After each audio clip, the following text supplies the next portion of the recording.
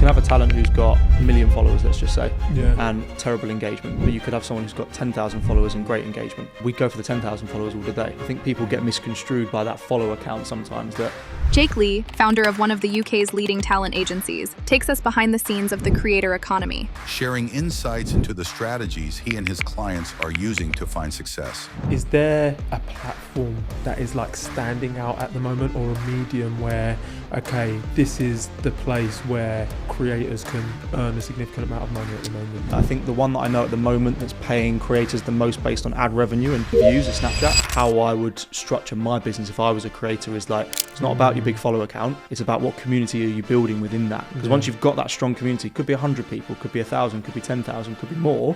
Once you've got that, then you start to build up something and you get yourself in a better position to have that IP product. It's not just about waiting for briefs to come inbound. You know, again, it used to be like that. You could manage somebody's inbox and just wait for everything to fall in. Yeah, there's still some inbounds now, but a lot of our work, I'd say probably 70+% of our work comes from. We're looking at a current valuation on the industry I saw the other day. It's about 190 billion US, I think, at the moment, the creator economy. And they're targeting by 2030, so what, 5 years away from now, over 500 billion. Oh my God.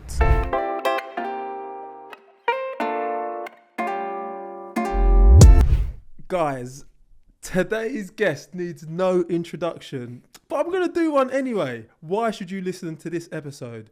His agency manages some of the UK's leading talent. They've got hundreds of millions of followers and they've generated billions of impressions working with hundreds of brands. Look no further, guys. Jake Lee. Jake, how you doing, bro? I'm doing very well, thank you. How are you? Bro, I am doing very, Good. very well. When I was thinking about, where I was going to start this episode, it has to be the fact that, you've had this agency, Alpha Talent, for many years now. Yeah. But those who might not know you, you started it at 21. I did, yeah. So it's only 7 years ago now, yeah. Bloody hell. So you start this agency at 21. Like, what were you doing before that? And, kind of what were the factors that led you to starting Alpha? Yeah, well, firstly, thank you for having me on. I appreciate it. What led me to start it, really, and people laugh when I tell this story, is Entourage. Don't know if you've seen the show. Yeah. Favourite show of mine. Ari Gold. Yeah. Oh, that's the one. I'm not as ruthless as him. Okay, but that's the one for me, because I watched that show when I was doing A-levels at the time. Okay. And I just thought, you know what, this idea of that sort of model, I know it was glamorized, but it's kind of like that in America to a degree. And I thought, there's got to be something in this. That's what I want to do for a career, but I didn't know how to make it at that sort of time. Anyway, I finished my A-levels. I went into work to get experience, earning money, living life in general. Decided not to do university, didn't even apply for the UCAS application at the time. I just thought, waste of time for me. Like, it's not where I want to be. First job was in recruitment. Learned a good solid basis of sales, thick skin, rejection, all of that, which is so important now that I look back on it. It was a great time in my life. I enjoyed it. I was young, really, really hungry, and just went at it. And then I transitioned from that into property sales. So like offices like we're in, at the moment, I would sell those and broker deals there. A short stint in football. Again, that was always, I guess, a dream of mine as a kid to be a football agent. And I thought that's what I wanted to do. Didn't really sort of work out for me in that way. And I realised a lot of things in the industry. I'm a football fan, first and foremost. So I took that love of the game away from me a little bit. So I came out of that. And then that's really when I started Alpha, in 2019. Amazing. And was it the learnings that you took from that short stint in football that led you to starting Alpha, or what gave you the idea to think that you could make it? I think it kind of was the short stint in football, because the model was still the same, right? The players are like clients for me now. The talent that we represent is much of the same. But I think what really stood out for me was, okay, if football doesn't work, that same model can apply somewhere else. Yeah. And I remember that year then watching Love Island and all these reality shows, and we all see the deals that go on. And I just remember thinking, well, the model still applies. I've got the people skills. I've got the ability to talk to anybody and get myself in a room. Let's run with it and see what can happen. Okay, so going into that, right, you see people on TV, you're not pally with them, right? No. So to somebody who's listening to this, how is it you go from, okay, I know that there's a working model here, to actually landing your first talent as business? What does that process look like? I think it looked like a lot of DMs, a lot of rejection, if I'm honest. And we only needed one at the time. So I think once you get the first reply, it's then a case of just getting yourself in every room possible. And it doesn't matter who you got from the show. When they come out, they all get invited to events. You go with them to the events, you meet more people, you build your network. And it's not so much a case of faking it till you make it sort of thing. But at that time, yeah, I didn't have much experience in that specific industry. I didn't have a massive black book. It was more a case of let me get myself in front of as many people as I can and try and make stuff happen. And, you know, talking about like the DMs there, it's interesting you say everybody gets invited to the events. I think sometimes especially when you're watching things like Love Island, you see people who you think are going to make it. Yeah. But listening to you there, does everybody who has appeared on the show kind of have an equal chance of making it then, in your opinion? I wouldn't say they've got an equal chance of making it. I think obviously it depends on how the show goes for you. And as viewers, you only see an hour of each day. Right, they're filmed for pretty much the whole day, the whole time they're awake, they're being filmed. So it depends how you're cut. But I think an element of it will come into how you come across, and that's what you're largely out of control of. So I wouldn't say everyone has the same chance or the same opportunity to a degree. Someone can go on the show and be kicked out the next day. So it very much depends on the rub of the green in that respect when it comes to the show. But once you're off it, you know, you've got to make the most of your platform, whether it's, you know, 100,000 or 1 million followers, whatever you come out with, it's about making the most of what you've got. But in my opinion, and it's always been that way, of having a plan. Don't just go into it blind and come out with the followers, take every job that's thrown at you, because there's no longevity in that. Okay, and then that leads me nicely into my next question. So you secure your first client, right? You're 21 again. Maybe now is a good time to explain what Alpha does. And how is it you go about delivering on the promises, I suppose, that you've made to the first clients? I think we're very honest with them. There's a lot of, I think fluff is probably the right word to say in the industry, and a lot of promises will be made and loads of promises won't be kept. We never promise anything, and we're very honest with anyone that we sign, and I was back then as well. I wasn't trying to be someone that I wasn't. I wasn't trying to tell them that I had hundreds of clients and I got loads of experience. I was just like, look, I'm going to be hungry for you. I'm going to go after it. I'm going to tackle every solution with you, and we're going to get the win. And that's all you can really do at that point. And if someone's going to take confidence in you and trust you, great. You know, that's all you need really at that stage. But how we're different, I think, from other agencies and the kind of ethos that we've got is that it's not just about money for us. It's important part of it, of course. People have got bills to pay. I've got bills to pay. My clients got bills to pay. Everybody, right? But I think if you just chase money in this industry, you can get lost pretty quickly. So when I set the business up, it was more a case of realizing that the pattern of traditional management companies maybe was fading a little bit, and the old school model of let's just take as many jobs on as we can and bring somebody in, make sure we get all the work out of them, and then 6 months later we'll move on to somebody else. I hated that idea because it's real people. These are real people with real feelings. They want to make this into a career for themselves, and you've got to look at it and go, on the face of it, how can you sit there and tell somebody to take every job they can and you're earning your percentage off the back of it, but you know deep down it's not the right thing for them? I could never get my head around that. So the whole ethos of the company, and all of my staff agree, and when we hire, it's a really important part, is we are on their journey with them. We're never doing anything on their behalf without their say-so, and it's a career progression for them as much as it is for us in that way, and we want to be along that journey. So every opportunity that comes in gets discussed at length. Is it the right move? Doesn't matter about the money. Like, you know, that's secondary. Is this the best move for us in order to get to where they want to get to? And you take them along that journey. And when you just diving deeper into that, like when you're thinking about whether it is the best move, what are some of the other factors, if not financial, that help to inform these decisions? That will largely come down to what their goals are. So if they come to us on day one and say they want to be presenting on Sky Sports one day or DAZN, taking loads of jobs along the way for social media that don't relate to sport or anything that they want to do doesn't make any sense. Like, the cash might be all right, but it doesn't make sense to where they want to get to. So the varying factors depend on what they want to achieve from having the platform. But my advice to anybody on it, whether they're managed by us or not, anyone I bump into, is always use your platform wisely. You know, you're given it. It's not a gift in a way, but it is a gift in many other respects. But use it wisely. Kids look up to you. You know, people look up to you that you've got the platform.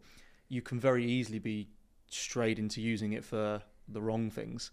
And I think that's where, as management, that's where as management we come in to the fold. It's our responsibility to make sure that, you know, you're not educating them, that's the wrong word, supporting them in the right way so that they're able to use their platform for the right reasons. And then, obviously, 7 years ago, you're just starting out. I suppose you're trying to get your first clients versus fast forward to now.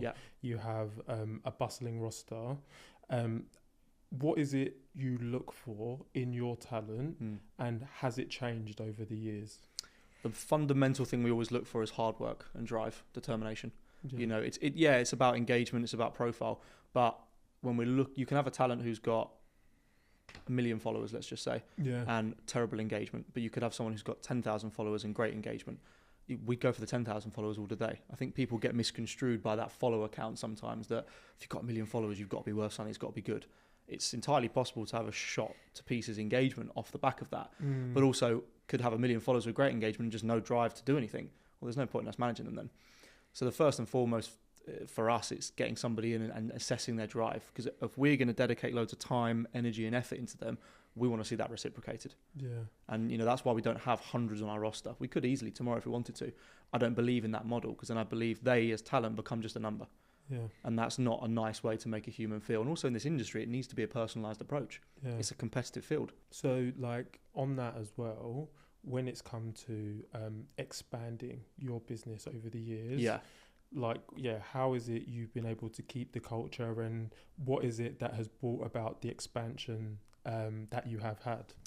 I think how we've kept the culture is like smart hires and smart hires for talent as well. When we assess them, are they a good fit? And I'm always proud when I get the whole roster together, because everyone gets on really well, and everyone's from different backgrounds. They're all from different sorts of walks of life, and they do different things online, but they all just seem to get on as humans really well. And I think that's nice for them, because when they come into the fold as an individual, they know they've got a wider network of people that they can get along with and trust and, lean on for support. Some of them will go out and shoot content together, or they'll turn up and support each other at events. That's what I wanted to build, that sort of like community family aspect to it, because the industry can be really lonely. As a lone presenter or a lone content creator, artist, athlete, whatever it might be, it can be quite lonely. So to know that you've got a group of people there that are all working towards helping you, supporting you, and then you've got added on kind of like an extended family of people that are in the same boat as you, I think it makes them feel more at ease in this space, which I quite like. I love it. And then obviously you founded the business. You've got many employees now. To anybody who might be looking to, follow in your footsteps, I've got two questions. First, what is something that you know now that you wish you knew, that the 21-year-old Jake wishes he knew at that time? Don't listen to the noise. Okay. I think that'd be the biggest one, because everyone does it. Everyone looks around and compares, and I'm guilty of it sometimes as well. I'm much better now than I was back then, but still guilty of it to this day. And I would say just you're on your own path and your own journey, and you need to focus on what you're doing. If you listen to the noise, sometimes you can get caught up in it and you actually lose sight of where you're at. So I think I'd go back to 21-year-old me and say, keep doing what you're doing. I don't think it would have changed the course of time. I think I'd still be where I am today. But I think that if I'd have heard that a bit earlier on, it might have helped me personally and internally, when you go through some hard patches of being an entrepreneur, which is not an easy journey to go down. You'll know anyway, it's tough. And you're dealing with a lot of, battles inside your own head. Sometimes it's nice to have that reassurance of like, you're in a good place. Don't listen to the noise. Don't listen to everything else. You just focus on what you're doing. I love it. And then like my follow-up question is, now looking back as well, you've built a team. What would have been, knowing what you know now, would your person number 2 be the same? And what should a second hire be for anybody who's looking to build something similar? They would be the same, 100%. I think what I would look for in a second person when you start out a business by yourself is you're never going to get somebody who's going to be as into the business as you, because it's your thing, but you can get people who are pretty damn close, young, hungry, not even young really, just hungry and have the same sort of drive as you and want to get up and go. And I think you can build with people like that. I'm not a big fan of CVs in general. I'll look at CVs now when we're hiring just to make sure the bare basics are there. But for me, it's personality. I want to meet you. I want to see what you're like in person. Are you a good fit for the team? Are you a good fit for me? Can I see where you're going? Can I see you growing here? Because I don't limit growth in the company either. There's no glass ceilings. The guys that work for me can get right to the very top, and I encourage them to do that, and I incentivize them to do that. And I think we've built a really good atmosphere for people to work in and enjoy coming to work every day. In a culture now where most people want to sit at home every day and have those work from home days, I think there's a good balance to be found, but also it says a lot when you've got people that enjoy seeing each other and coming to the office and bouncing ideas off each other. That's a good feeling. I love it. And then, you spoke there about CVs maybe being a bit redundant and like energy. To somebody who might be looking to get their foot in the door in like talent management, what is it they can do in that face-to-face interview to show that they're the right person? I know you say good fit. Yeah. Like, what happens if someone's a bit nervous, but they do really want it? Is it just a case of, if you're nervous, maybe you're not the right fit, or what would you say? I don't think if you're nervous, you're not the right fit. Like, I've two of my great hires, or everybody's a great hire that I've got at the moment, but the ones that I had didn't come from the background of the industry. They'd never done it before. I met with them. I liked their personalities. They weren't exactly they weren't going to sit there and shout in front of me or try and make themselves seem bigger than they are. They were just nice people. I could see they were hardworking. I could see they wanted to kick on in their own careers and achieve some great things. And I think that's all you need, really. The rest of it can be molded. The industry that's one of the positive points about the industry, is you don't necessarily need that experience. You just need to be good with people. You need to have a hunger and a drive to get after it. And you've got to be able to put things together and think on your feet, because the industry is always changing quickly. If you've got those three things, CV doesn't matter and previous experience doesn't matter. You can make a career out of it. And then just for, I'm always trying to provide some insights to the listener in terms of like remuneration for a talent manager.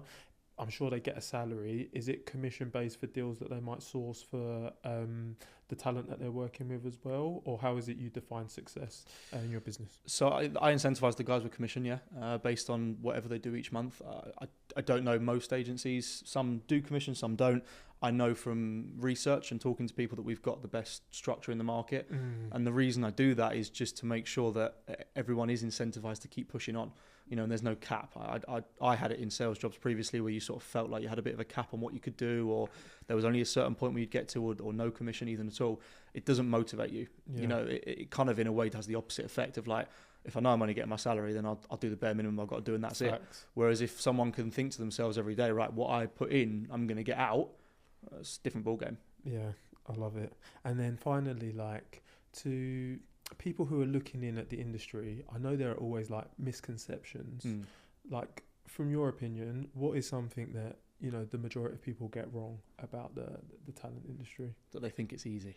That's a big misconception from both sides, right? From our side as management, they think it's easy. You manage creators online. You're having a great time. You're always out. You're always at cool events. How easy is your life? Listen, don't get me wrong. That part of the job is great, and I enjoy it, and it's one of the plus points. However, what people don't see is the long hours behind that. Most of the events are in the evenings after you've just had a long day in the office. Sometimes they're on the weekends. My staff understand, and anyone coming into the industry understands, it's not a normal 9 to 5 in that respect. So it's really tough to get your head around that, especially if you come from a 9 to 5 background, that you don't just switch the phone off at 5:30, turn it on again at 9 tomorrow, and whatever will be will be. There's always things going on. And then from a talent perspective, I think the misconception is that they've got an easy job. Or they take videos and post pictures like, God, that's really tough, isn't it? Yes, it is. It is, right? Do you know what I'm saying? It is tough because people don't see what goes on behind the scenes and the craft you've got to get to, and the competition now, because the barriers to entry to become a creator are pretty much non-existent. If you've got a phone these days and you're confident enough in yourself to want to go and get content, you can grow a channel. So I think it's a really tough industry to be in. You've always got to be looking at what's going on, the trends, how can you keep on top? And I think that's tough. It's tough to be a creator. Yeah, and I think just to add to that, from my own personal experience, it's really tough mentally. Yeah. And it can be really tough because I always compare it like the highest highs and the lowest lows. Like, you can get a video, get 1 million views, 10 million views, and you're like, I got this. Yeah. And then in the same breath, you might do something similar, 1,000 views, 10,000 views. And like, what that does to your mental, having the resilience to keep putting yourself out there and putting yourself on the line, I think, whether you're a manager or talent, you have to like navigate that, because 1,000,000%. The swings are crazy. The swings are crazy. And I think, again, that's why our ethos as a management team is that we're there for support on the mental health side of it as well. We're not professionals. We're not psychiatrists, therapists, anything like that. I mean, I sometimes double up as a therapist unofficially, but I think what's good is that they know that they feel supported, so it's not lonely. So that, if they have a video that does incredibly well and then all of a sudden it doesn't, they want to come to you and talk about it and talk through it and have a rant rather than just being sat there with their own thoughts. It's good to support them mentally, because I always say as well, if they're not feeling right in themselves, they're not going to work. They can't work, which is going to negatively impact them and you from a financial standpoint anyway. So are we not better off as management actually managing that person properly, taking time to actually invest in them as people and making sure they're okay so that they can get the best out of themselves. Yeah. That's how I see management in the future going forward, that more personalised approach, not just flooding somebody with work, expecting them to get on with it and then just leaving them to it. You know, you've got to have that relationship with them. And, you know, based on what you've just said there, like looking at the industry today, would you say that there still isn't that like personalised approach from like competitors and things that you see? I think it's definitely more common. I wouldn't say it's fully there and everyone's on the same page. I think it's definitely more common. And I think it will get a lot more common as the years go on. You know, the industry's only growing at a rapid rate. Yeah. You know, we're looking at a current valuation on the industry I saw the other day. It's about 190 billion US, I think, at the moment, the creator economy. And they're targeting by 2030, so 5 years away from now, over 500 billion. Oh my God. So when you look at that and you look at how brands are operating in this space now, you know, traditional forms of advertising, TV adverts, newspaper, billboards, radio, still there, but not as much. Nowadays, they'll pay creators. They get creators involved in the adverts. You'll see creators pop up on TV adverts, on massive billboards. The creators are leading radio shows now. So the creator economy is only going to get bigger. And I think that in order to win in the future, the personal relationship side that you have with your client is paramount. Yeah. Oh, that leads me so nicely into a question. I know that it's not all about the money for you. Yeah. But what you just said there about creators being in adverts, etc., etc. Like one of the questions I had for you is, is there a platform that is like standing out at the moment, or a medium where, okay, this is the place where creators can earn a significant amount of money at the moment? No, because they're all changing the whole time. I'd say 1 week I hear that a platform's doing this, and then the next week, you know, another platform's bigging up on it. I think the one that I know at the moment that's paying creators the most based on ad revenue and views is Snapchat. Okay. Compared to the rest, they pay the highest percentage of ad revenue, and I know there are some creators, certainly in the US and now also in the UK, starting to make some really good money, consistent revenue from just posting on the platform. But yeah, of course, like, you've got TikTok Creator Marketplace. You know, Meta also do really well and treat their creators well when it comes to paying on views and ad revenue. So yeah, but I think at the moment, from my knowledge to this day, Snapchat is doing the most at the moment. Okay, I like it. And then like with the creators you work with, because obviously you work with some of the best in the UK, at what point have you noticed that they start to monetize their audience? And yeah, what tends to be the most effective things for the creators you work with? At what point do they start to monetize? Or probably they've already started to monetize when they come to you, I was going to say, So, when they come to us, they've probably started to monetize it. They've obviously had some success at doing that, and now maybe it's a case for them of, I want to kick on, I want to do more. You know, the next stage really is building IP, which is really interesting, and then a topic that's becoming more popular in the management space at the moment is it's not just about brand deals anymore. It's not just about getting them revenue from that. It's building something that's longer lasting than that. So once you've built that core audience and that community, you know, one of our clients, Miles, has got a community called Lifing that he started, which has now got over 10,000 members. You know, he's got, you know, hundreds of thousands of followers online, but this small community that he's built in comparison to that is actually the thing that's going to be outstanding all of those followers, because that's something that he's engaging with on a daily basis. And my colleague Andy is doing an incredible job at working with him on that and supporting him on that. And they've done a load of in real life events with brands, and they've put the branding together with Lifing and Stanley. We just did a deal with them, which was fantastic. And you know, when you get to see that in person, that's where creators need to be focusing on now. It's not about your big follower count. It's about what community are you building within that. Because once you've got that strong community, could be 100 people, could be 1,000, could be 10,000, could be more. Once you've got that, then you start to build up something, and you get yourself in a better position to have that IP product or that service that you want to bring out at some point that you're going to put your name to. And then that will give you that better chance of longer term success. Yeah, I agree. And we were obviously at an event together on Wednesday. Yes. And like Simon Squibb, when he was speaking about like why do you need to grow? Yeah. It really rung true with me. He was just like, why?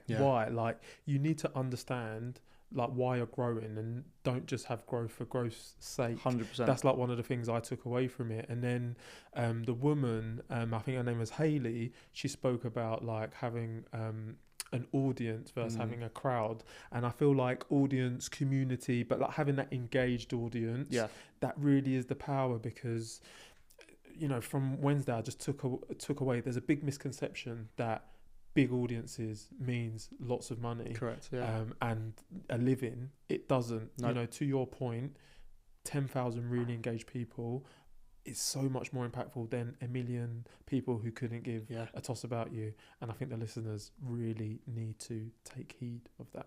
100%. I think don't be misled by big follow accounts and large audiences. It's about who's engaging with you. Listen, if you've got a million followers and they're all engaging, great, happy days. But it's very rare these days, right? It's more common to get someone with a high follow account and a smaller size of that will engage in what they're doing. So focus on building that. You know, the noise will be the noise. You know, people might unfollow, they might drop off, whatever they're going to do. Focus on that engaged group you've got, nurture that, build that, let them in, show them what you're doing. And then when you've built that longer term sort of relationship with them, that's where real success will come into it. It's not about the brand deals that you're getting paid for now or you'll get paid for in the future. That will always be there. And I think how I would structure my business if I was a creator is like, I'd want to be working with the top brands that I want to work with, but I'd be very aware of the fact that that's not necessarily something I should fully rely on. It's not consistent. You know, you're not consistently going to get those deals every single month. There's going to be some dry patches, but what is consistent when you get to that point is whatever audience you've built, an engaged audience, that can be monetized in a certain way. And it's not monetizing in a negative way or a bad way. It's monetizing in a way that's going to give you, regular income, but also then help to grow the audience as well properly, rather than just doing ad the whole time. You want to build something long term for you, so that you don't have to rely on the ads, and then almost as well the ads then become a bonus as and when they come up. But what you're focusing on is that personal thing that you've built, that IP project, that becomes your main thing. Also, with that as well, I feel like, and you know, people need to take note of this, brand deals, not scalable. And the reason not scalable is because you've only got so much time. Correct. Like, let's say it takes a day to film a brand deal. You've only got 30 days in a month, 65 days. There's only so many days you can film brand deals before you exhaust all your options. Correct. Whereas with your community, 8 billion people in the world. Not saying you're going to grab everyone. But like, it's so much more scalable. And to your point, it's not going to kill you. No. Because the brand deals, what you said there, they're intermittent, aren't they? Listen, you can get retainers with brands, so you know where you're at every month, and you could have set deliverables, and that's great. And you know, we always advocate for that over just doing one-off brand deals. I don't think that works anymore. I know it doesn't work anymore like it used to. You can't get away with holding up a product now and telling people to go and click on a link and use a code. People see through that.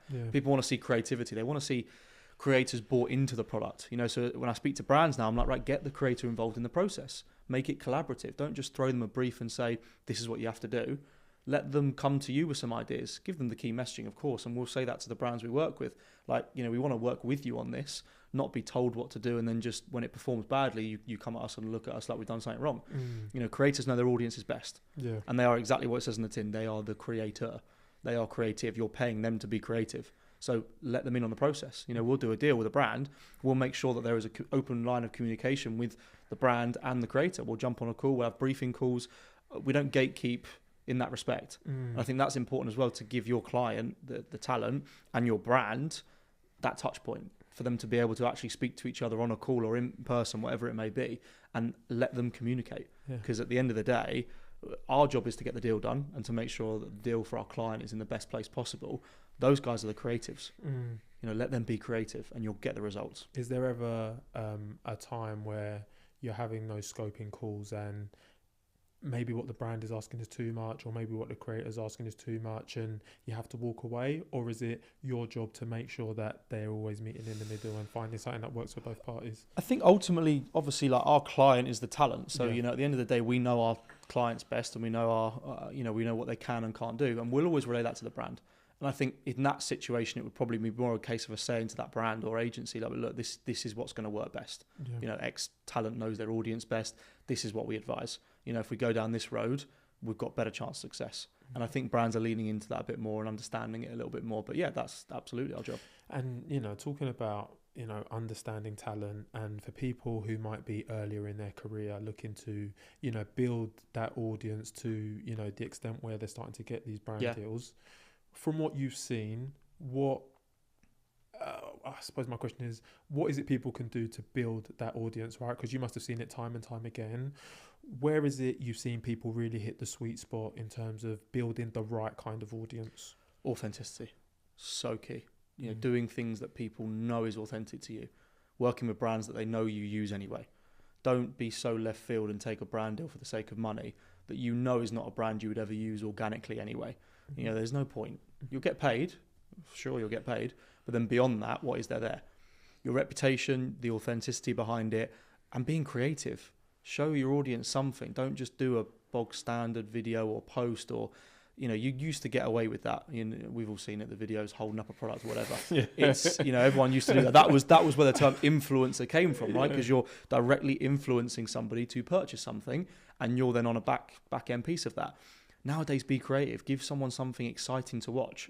Let them watch something, and at the end of it, be like, I can't believe that was an ad. Like, wow.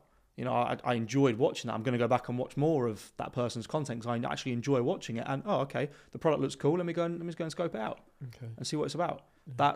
That's how you'll get to the right results. I love it. And then to some people who maybe they're not even at the stage where they can get a manager, but they're still looking for the right kind of deal. Yeah. What is it creators can do to put themselves in front of brands to put them, to get an opportunity? Network. Get out to as many events as you can. You know, there's always something going on in the industry. There's agencies out there that will work with creators that you've just described that might not be looking for full-time management or that aren't quite ready for full-time management, but there's communities they can join. There's word of mouth. There's other opportunities to network. Just get yourself in front of as many people as possible. That's the best thing to do. Don't hide behind emails and WhatsApps and DMs. You know, that stuff admin is needed to a degree, but I think what's more important is getting in front of people in real life, showing them who you are, making that connection. So the one thing I hated in COVID was just not being able to shake somebody's hand, you know, or give someone a hug. That connection there is sometimes what can be the difference between you getting a deal and you not getting a deal. Yeah. Because no one wants to spend loads of time on emails these days. It's important for the admin side of it and obviously the formal side of things, but people remember people that they've met. And also in our industry as well, people buy from people. That's what I say to my guys all the time. The talent, of course, they will want to work with the talent, but what I hate is when I speak to a talent and they're like, I'm with this agency at the moment, I don't want to leave, sort of thing, you know, I don't think I'm going to get any work if I go somewhere else, you know. And that's because they've been brainwashed into thinking that from their current management, let's just say, because they don't want them to leave, obviously. But what they don't realise is that if a brand wants to work with them, they're going to work with them wherever they're at.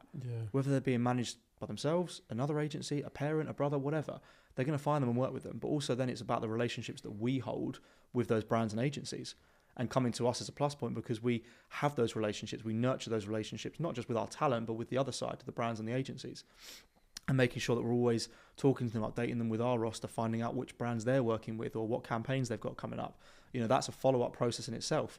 And entertaining people is part of it. People buy from people. And they will work with us, these brands and agencies, because they like us and because they like our talent.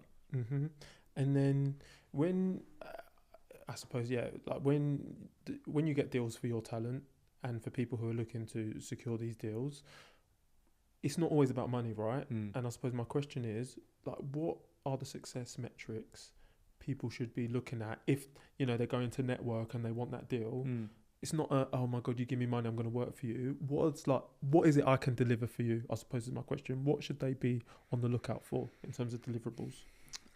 Something that feels right to them. You know, don't sign up for something that requires you to post 5 times in a week if you only post once a week, or 5 times in a month and you only want to post twice a month from an advert perspective. So know what you want to do, figure that out first, and before you go into that situation, know what it is you want to get out of it. If you know there's 5 brands in that room or representatives from that brand that you want to work with, single them out, do some research, find out who they are, get in front of them. Be honest. You know, you're coming towards them because you like the brand and you want to find out ways in which you can work together. There's nothing wrong with that. The brands will love it. You know, the proactive approach is something we take as well. We'll speak to our talent, we speak to them every day, but strategy meetings are massively important because it's finding out what ideas have our talent got. How can we put things together? It's not just about waiting for briefs to come inbound. You know, again, it used to be like that. You could manage somebody's inbox and just wait for everything to fall in. Yeah, there's still some inbounds now, but a lot of our work, I'd say probably 70+% of our work comes from one of me or my managers pitching an idea and putting an idea together. To a brand. Yeah, 100%. Wow. So you get talent come in, and this is what I like about talent now and digital talent even more so, is that they're full of ideas and they know what they want to do. And that's really exciting because then you're going to a brand quite excited, being like, right, I've got this talent, here's what they want to do, here's some ideas, we've laid out a couple of ways in which we can make this work. You've done their job for them, the brand. They're going to look at you and go, wow, like, great, how much? Do you know what I mean? It opens up the conversation, and then it's a collaborative feel, rather than sticking on a generic mailer outreach. Oh, here's our talent. Do you want to work with them? If I saw that and I was a brand, I'd look at it and go, well, give me something. Yeah. What? You expecting me to come to you with a brief? Yeah. Sometimes they do have a brief, and they'll come to us because they know we manage them and they've got a good, they want to work with that talent. Majority of the time, it will be a case of us having to get that person on the brand or agency's radar. And the best way to do that is to come with an idea. Yeah. Give them something to think about. Once they've got something to think about, you'll be in their mind whenever they're looking at reactive campaigns.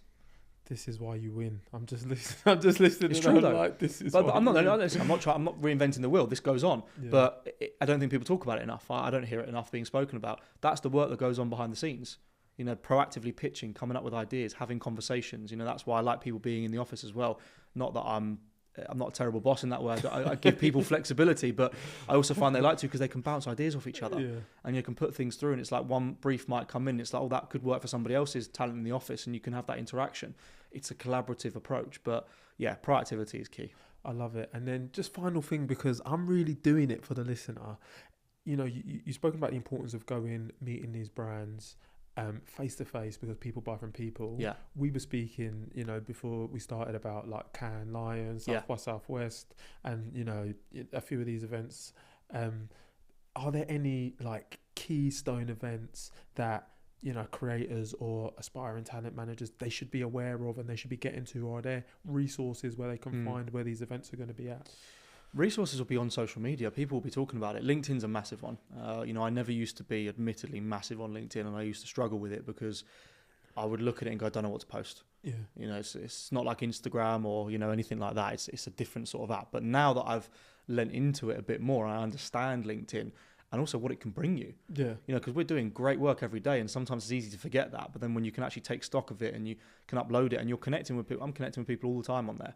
It's important to build that, because then that's what people go and look at now. And I find that some people say they scroll LinkedIn like they scroll Instagram to try and find things. It's a fact, right? People do that. So if you've got a profile on there, especially as a creator, I'm seeing a lot of creators on there now as well, and it's not going to be too long. It already exists, but before, posting on LinkedIn becomes a paid thing as well. Like brands will want you to post on LinkedIn about them and create ads for LinkedIn. I've seen a few already, and it's slowly going to start to drip through like you would do an Instagram deal or a TikTok deal. But I think the key thing really, if you're a creator, is get yourself on LinkedIn, put yourself out there, connect with the top people at the brands that you want to work with. And then from an events perspective, Cannes Lions a great one for talent managers. South by Southwest is obviously a great one. Not sure what to expect from that, but I've never been to it before. It's the first one in London anyway. But I've heard great things. And, the event we were at the other night, Creator Leaders, that's, I think what Gabriel's building there, I'm not just saying it because he's my client, but genuinely what him and Aidan are building for creators, that's huge. To get in a room with all those people, like you were there, you saw it, like that's only like their first event, like that's 200 people already. It was crazy. It's immense, right? What they've built is amazing, and that's going to be the community aspect, and obviously bringing different agencies into it, bringing brands into it. If you're a creator now, there are so many options to be amongst people that are in the same position as you. Yeah. There's no excuse to not do it. Honestly, I left that event on Wednesday. Honestly, I got home and my wife was like, why are you bouncing around like a little child? I was just like, because I just left the event thinking I can do anything I want. 100%. And I think I was saying it to you on the night, like, I think there's this misconception that people in the UK don't want to see each other win. Yeah. And that the US are, we want to see each other win. I'm like, nah. Like, if that was an event where everybody wanted to see everyone win, and like there was just so much inspiration, so much networking, so much people trying to help each other, connecting. Nah, Creator Leaders, this is not an ad, by the way, but if you're looking for your next event to get to, I do suggest you go to creatorleaders.com, because it is insane. 100%. You mentioned LinkedIn there, and it's actually something I wanted to discuss with you. Yeah, I've been following you for a while, and it's funny you say you didn't know what you wanted to talk about. Look, when I look at you, I'm like, shit, I know this guy. I was like, man, even though, Spurs beat United on Wednesday, I was like, bro, but no, like, your posting has been consistent. You tell great stories. How is it you went from not knowing what to do? You mentioned leaning into it. What does leaning into it look like? Because even me, I'm exactly where you were. I don't know what to post. Yeah. So like, what would your advice be for me? To start off with is just to take stock maybe every day, give yourself 10-15 minutes and look at what you've done in that day or what's happening that week. Have you just done a massive campaign for a client? Are you going to an event? Are you doing a podcast? Whatever you're doing. And then always, like, not in a vain way, but just remember to take pictures when you're doing stuff. That's the biggest thing I never used to do. Like, I remember, and I've got a team that now work with me closely on the LinkedIn side of things to help produce things and put it out there. And they have to remind me still to this day to be like, make sure you get content. And I'm like, I'm not a creator. They're like, no, come on, like, just get a picture whilst you're there, because then you can talk about it. And it's thought leading pieces as well, which is really important. But on a very basic level, it's like, post the stuff that you're doing. You're doing cool stuff, stuff that people want to see. So post about it and don't be ashamed about it, because the audience you're putting out to LinkedIn is not like an Instagram audience. That audience on LinkedIn it could buy from you, could become a customer of yours. So why would you not use it as an advertising platform to showcase what you can do, to give clips of stuff that you've recorded, of looking from your perspective, or guests that you've had on the show, or events that you've been to and people you've met? Why would you not put that out there? In no difference to anybody on Instagram putting their best foot forward out there, and when they go out and dressed up and they post pictures there, or they post stories of places they've gone to. It's the same thing, but just for business. But people don't think of it like that. They see LinkedIn probably as more of a chore, or I don't want to post on there. What's that going to get me? Like, build it over time. Yes, it's not the same in the respect of you're going to get thousands of pounds worth of work guaranteed just because you post on LinkedIn. It's not about that, though. You're not doing it for that reason. I'm doing it so that it can help me grow my network, and it can also put my clients out there a bit more. If I build a strong network of CMOs, CEOs, MDs from top businesses that we want to connect with, that I know my clients are interested in working with, and I'm putting their work out there, it's another way of advertising them to those people, because those guys will spend time on LinkedIn.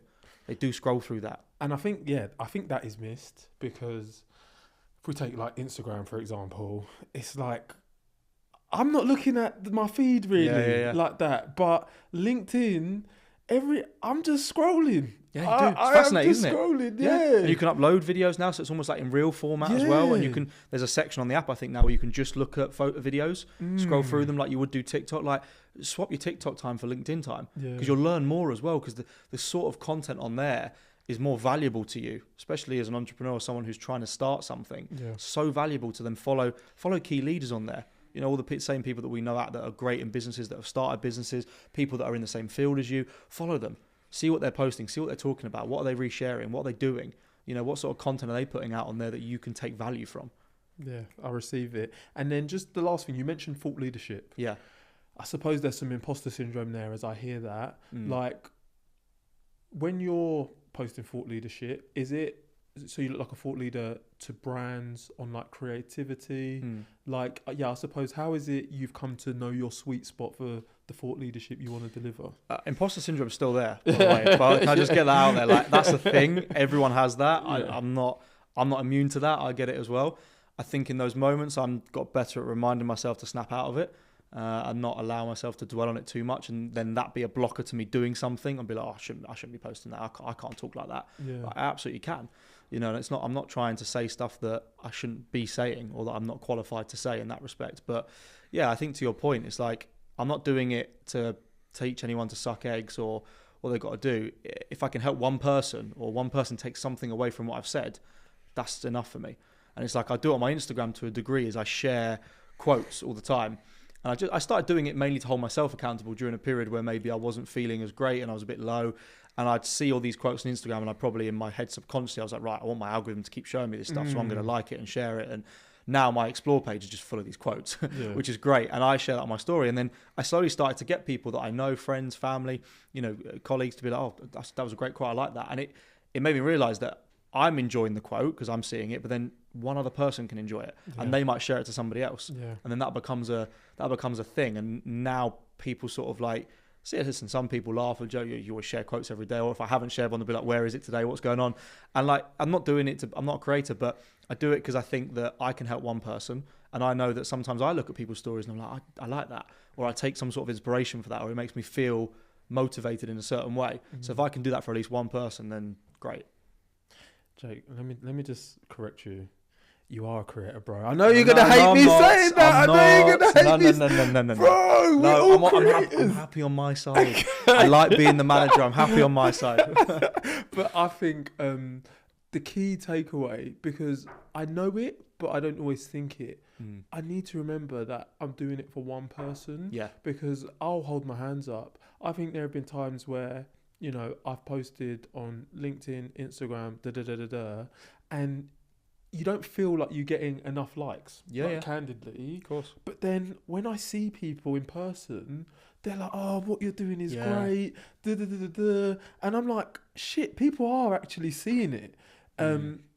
It's all about just, remembering why you're doing it. And it is to help. Even if you just help one person, you've done your job.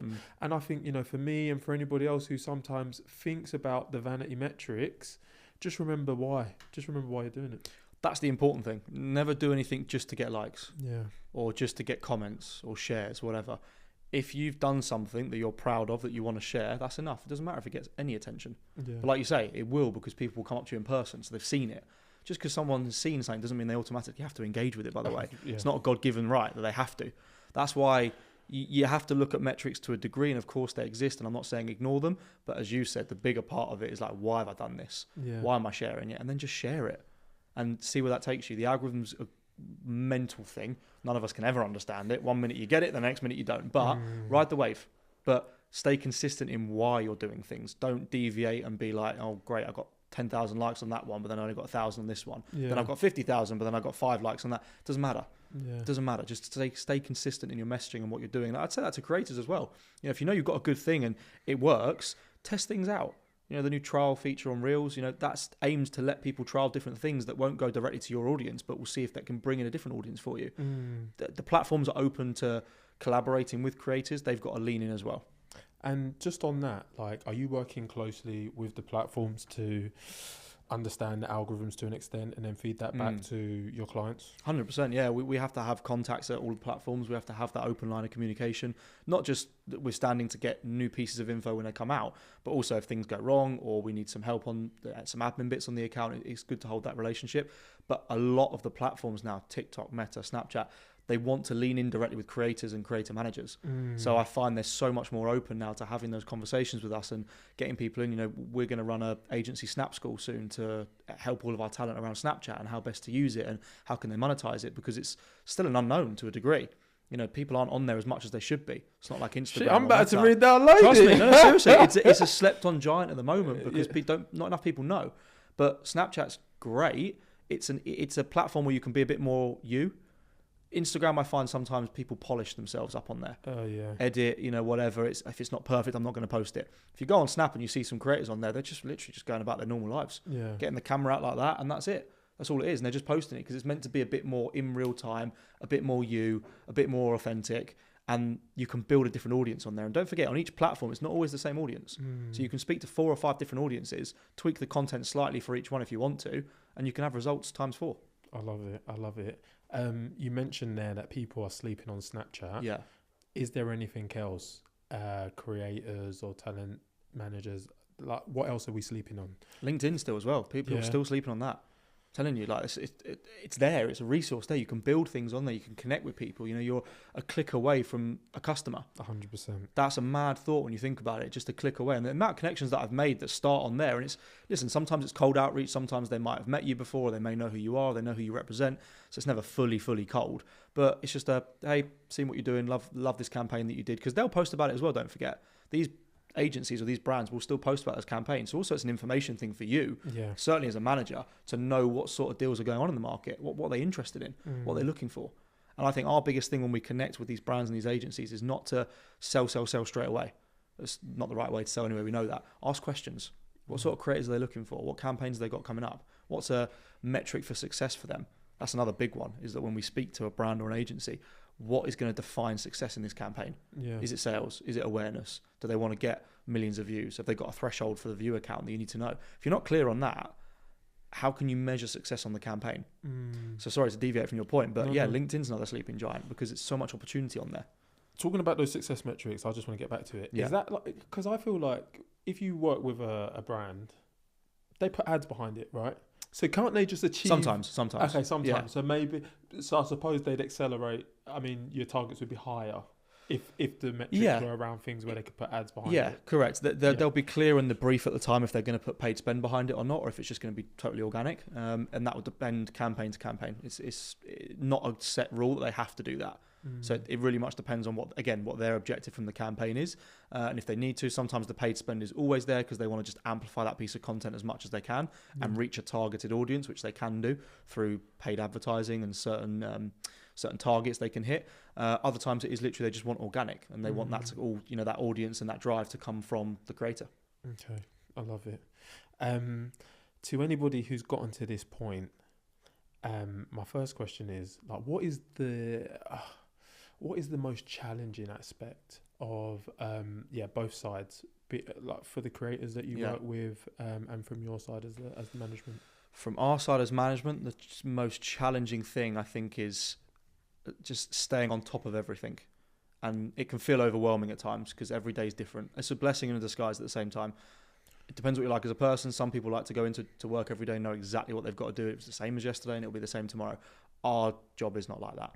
Every day is different, which I love personally because you're never going to get bored. There's always something going on. There's always something to do. But I think the most challenging side of our job is making sure we're on top of everything that's going on. From a creator perspective, it's keeping up with the trends and keeping up with what's going on in the world. That's a challenging part for them. And I feel for them in that respect because that requires being on social media a lot, which ironically some of them don't like. They just post and then they don't want to sit there and scroll and they just want to be out and enjoy their lives. And I agree everyone should have a balance. But I think that's a hard thing for a creator is to always, you kind of almost in a way need to be ahead of the game. Really. You can't, when there's trends, you've got to be quick to jump on it straight away, or you've got to see something or maybe even anticipate it ideally. So as a creator, you're always thinking. In any situation you're in, you probably, half your brain is always on like, where's an angle here? How could I utilize the room that I'm in, or how could I utilize this situation or this event that I'm at to create something that will go forward? I think that's the challenging part as a creator, to always be thinking like that. And just on that, like, I'm very similar to some of those creators in that I think I don't always consume as much content as I should. Yeah. You spoke about how you've, fed your algorithm with the quotes and stuff like that. How is it someone can feed their algorithm? Is it through likes? Is it through shares? And do you do a lot of your search through like For You pages and things like that? Yeah, I think it varies. I think I saw something the other day actually which said that if you're starting out as a creator, how do you prime an algorithm? And it said start a new account and follow 10 accounts in your niche specifically, then follow 5 accounts that you like their style of content, and then keep going from there. And then eventually your algorithm will feed through to those 15 people and it will suggest more people along those lines. So you can feed your algorithm in a certain way, but it's not always a guarantee, is what I would say. So I'd probably identify people in your niche or in your area that you create content that you look towards or you really like their style and double down on what they're doing. But look, you're never going to reinvent the wheel. That's another key thing I would say. But you can look at what someone's doing and maybe see how you could do it better. Yeah. And that's really important because I'm not saying don't copy, because I think everyone nowadays to a degree copies because that's just part of the game. But copy with a twist, put your twist onto it. What's your stamp on it? How are you going to make it slightly better? Because no one's ever perfect. No strategy, no piece of content is ever perfect. So what are you going to do? You've realized that piece of content was successful for that person. What was missing from it? How could you make it better? I think that's the mindset you've got to have as a creator. And like for creators, are there any like tools or resources that all of your clients are using? And like, I don't know, for example, everybody's using CapCut to edit their videos, but is there anything that helps with like posting across platforms or anything that helps to save time and things like that? There's apps out there that I think that you can schedule posts for different platforms. I can't think of any off the top of my head. I don't personally use them obviously, but I know a few of our clients do. So anything like that, but also now AI comes into it as well. And that's a whole different ball game, but there's loads of apps that include AI to help you post on different platforms at the same time, maybe slightly edit certain pieces of content so it's the same video in essence, but it looks different from Facebook to Instagram or Snapchat to TikTok, for example. So I think it's utilize those apps that are out there. Like AI is here, it's here to stay. There's still so much more that we all need to explore about it, but use it to your advantage. Okay. And then I suppose this is like more for you in terms of the people that you're following across LinkedIn, Instagram. If anybody, is looking to curate their pages with some of the people you're following, is there anyone who you recommend? So my thing though is business. I'm business obsessed. So I like following people who talk a lot about business. You know, the Stephen Bartlett's of this world, Cody Sanchez, you know, Simon Squibb, for example. Like people like those entrepreneurs in my side, I like to see their journeys. I like to see what they're talking about. But everyone's different. I'd say that's why it's good to identify the content that you want to consume and then find the people on top of their game in that specific area. And then once you've found that, follow, consume the content, actually take something away from it. Don't just watch it for the sake of it. That's why I hate mindlessly scrolling. We're all guilty of it. We all do it. It's an escape. But I'm now more conscious of myself. If I feel myself doing it, I'm like, right, if I'm going to sit here for 10 minutes scrolling rubbish, I might as well go and scroll someone that I actually can take some value from their content. And I'll switch over to one of their profiles and go and have a look and scroll down. But then also in doing that, I'm feeding my algorithm, so I'm going to see more people like that. That's the way to do it. Do you know something? And I'm just thinking out loud here. Yeah. Something I think I should do, but I just haven't found a way to systematize it. Yeah. I listen to a lot of podcasts. Oh, yeah. A lot of business podcasts. And obviously I have my own podcast. Whenever I speak to people, I'm always recommending podcasts. Like, oh, you should listen to this one. It's about this. Yeah. Oh, you should listen to that one. It's about that. Yeah. I need to find a way to take notes on the podcast I'm listening to and post about, oh, you need to check this episode. This is why. So specific bits from a podcast, you mean? Yeah, but I just, and maybe, you know, it's a mental thing. I feel like if I do it once, it's not repeatable. Because if I tell you to listen to My First Million 100 times. No, people are going to be like, shut up, you've already said it. That's what I mean. Yeah, that's what I mean. But I feel like there is value there, though. But maybe I'll just repurpose some quotes and phrases. I think, the repurposing side is a good way to get into it. But then also, if you've internalized something from a specific episode of a podcast and you want to get it out there, post a story about it. Do something about it. Do you know what I mean? Like maybe it's an AI function or an app that you can develop. But it's like if you're watching or listening to a podcast, most of them you can watch these days as well. But if you're listening to it and you like that part of it, you can easily go and find it and then reference it in a post or something, or keep it collected somewhere to go back to. There might be an idea in that. Maybe, you know what I mean? You can have that one. You can take it. As we round out, man, like where is it you see yourself and ATG in the next 5 and 10 years? Do you look that far ahead? I think you've always got to look that far ahead to a degree, but tomorrow's promised to no one, so you can't spend too much time thinking about that. You've got to enjoy the time you're in now.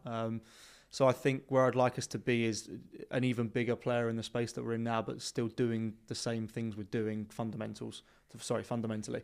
So still looking at talent as the same way that we do. I want to scale it to too large of a point where people become, small fish in a big pond sort of style, and they just feel like it's just a number. I want us to maintain that, but I also want us to build that reputation that we've got of doing things the right way and working with great creators. That's what makes us all thrive in the office, is like we get excited about going on a journey with a creator that we can really buy into. Like I gave the example of Miles with Lifing earlier, and Andy, who looks after him, she loves that journey because that's what she's actually into. And that's why when she's going on those late night meetings and events on weekends, it doesn't feel like work for her. And that's the things that I do, with Tommy, and the sports side of it, it doesn't feel like work for me because I enjoy it. So I think as long as I can wake up every day and I love what I do, it won't ever feel like work. I think I've won. I'm happy with that, and the business continues to be successful. And we can help as many people as possible. That's what I want to do. When your managers are meant to be supportive and help people. Help people get to where they want to get to. Not that they can't do it themselves, but just provide that team, provide that support. And I think as long as that stays part of it, I'll be happy. I love it. You mentioned Tommy there. Yeah. I just have to ask, for the fans, like he's just won a boxing match. He has, yeah. What's on the horizon for him? Can we share anything?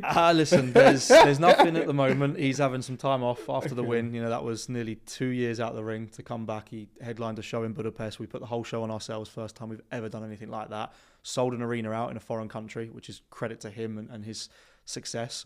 And now he's going to have a couple months out, and we're going to see what's what. Hopefully we'll get another fight before the year's out, and then next year we can move on to the bigger ones that we know are there and ready and waiting. But listen, it's exciting for him that he's back. I'm pleased for him. He's obviously been through a very tough time with the injury and having to just sit on the sidelines. So to come back and get a great win like he did was lovely to see.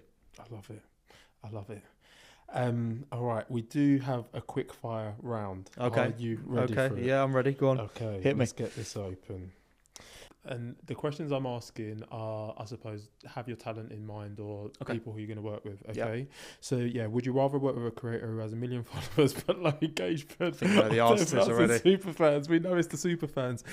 Would you rather help a creator go viral overnight or build slow, steady growth? Slow, steady growth all day long. I love it. Would you rather launch a digital course or a paid community as a first monetization move? I don't do courses, so community all day long. I love it. Would you rather focus on one platform and master it or diversify across 3 platforms from the start? There's not a quick answer to that one, because you shouldn't try and focus on too many things so that you haven't managed to master one. I would say focus on mastering one, and then once you've nailed that down, see if you can then do the same with the others. Okay, I love it. Not the quick answer you wanted, sorry. That's fine.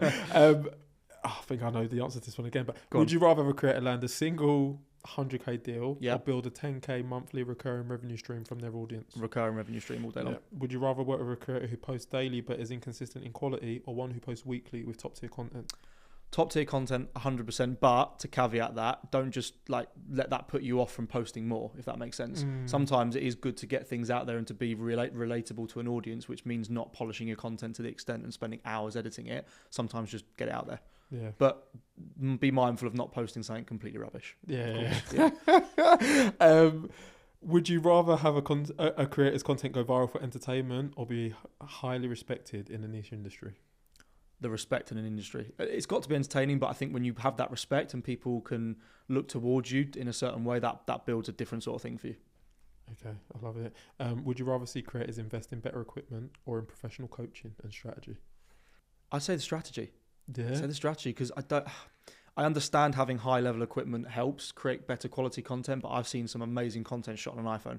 So then therefore, where's your money better spent? If you're going to film it on your iPhone and the quality of the content on the iPhone is great, then spend it on strategy and building yourself out a bit more. Yeah, I love it. And then finally, would you rather creators focus on short form video or long form written content for audience growth in 2025? I think in this year, short form is the way to grow. I think we all know that, but that's not to knock long form on its head, but it's not for everybody. Yeah. Sometimes short form, I think short form is the way to grow at the moment, but it is much harder to build build an audience on YouTube, for example, with long form content than it is on Instagram. That's why they say subscribers on YouTube are like gold dust, because they're harder to get and harder to keep. But then you can then obviously monetize off the back of that. So it depends on your goal, really. But I think for growth this year, short form is the way forward. I love it. And then final question, actually, because you spoke about the quotes that you reshare. Yeah. What's one quote that comes to mind as I've just asked that? I go back to what I said earlier. It's find something that you love every day find something for work that you love every day, and it will never feel like work, or you'll never work a day in your life.